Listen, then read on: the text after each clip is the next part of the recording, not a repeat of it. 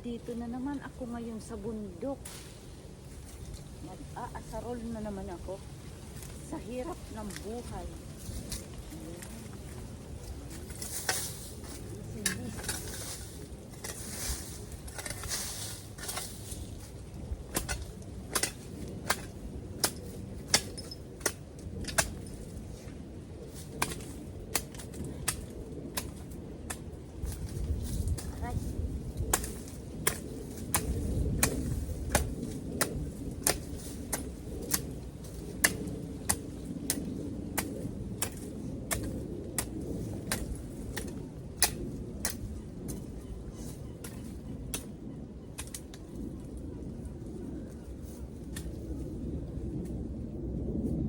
Gabi ko, kailangan lumago, kailangan ko ng fertilizer. Ayan.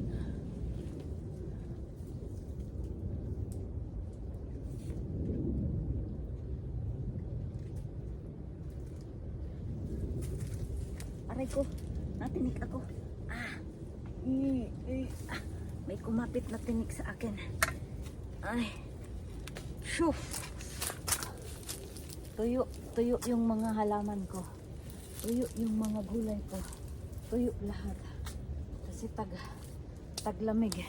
Hoy! Nandito pala ang telepono ko. Hinahanap ko siya. Ayan, tuyo lahat yung mga tanim ko. Ayan, tuyo. Oh. Tuyo yung mga tanim ko. Yan, mayroon na lang natitirang isang ano bang tawag dito? Zucchini. Ay, hindi. Ayan. Ay, naputol. Bakit? Ayan, isa na lang ang natitirang upo. Tuyot lahat. Wala na. Tuyot lahat ng tinanim ko. Ayan yung isang sitaw. Mamaya, bukas, tatanggalin ko na itong mga gabi. Ano na, wala nang fertilizer, hindi na mainit. Tapos itong ano ko, yung okra, ay magbubunga na siya. Oh. Kailangan kong diligin itong mga ano ko dahil nagda-dry siya.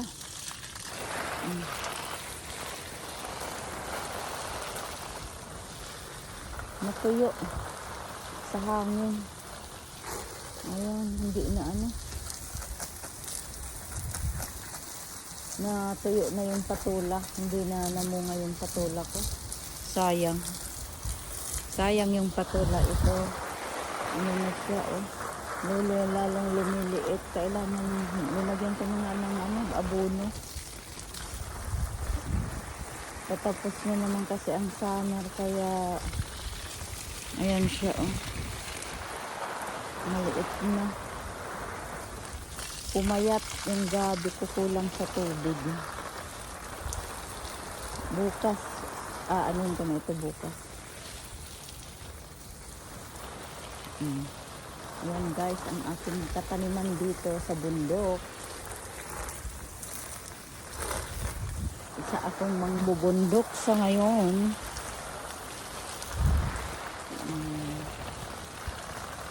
Hindi na lumago ang aking mga gulay kasi na kulang na saka malamig na kasi. Ay, lumamig na ngayon.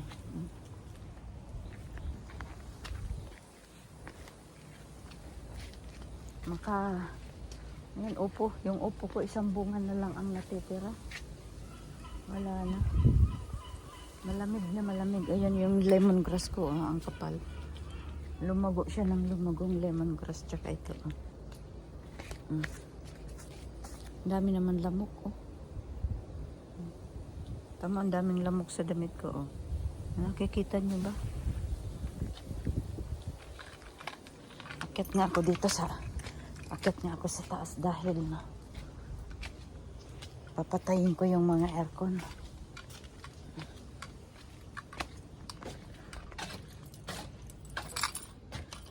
Open sesame.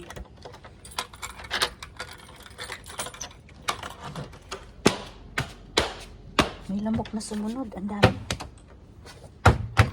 Ang daming lamok. Okay, bye.